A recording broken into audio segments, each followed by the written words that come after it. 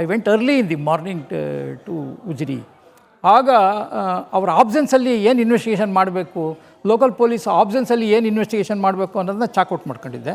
So that immediately ನಾನು I approached doctor Rashmi, ಉಜಿರಿನಲ್ಲಿ ಸಿಗ್ತಾರೆ.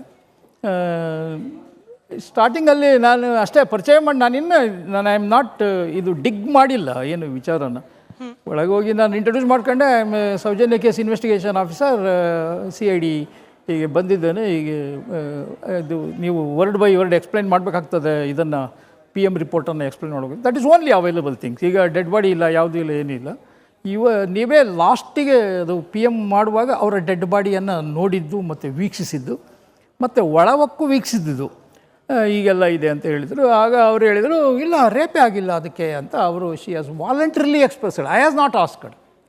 ಇನ್ನು ನಾನು ಇನ್ನೂ ಸ್ಟಾರ್ಟೇ ಮಾಡಿಲ್ಲ. ದಟ್ ಈಸ್ ದಿ ಅದು ಸ್ಟಾರ್ಟ್ ಮಾಡಿದಾಗ ಹೇಳಿಲ್ಲ ಅವರು,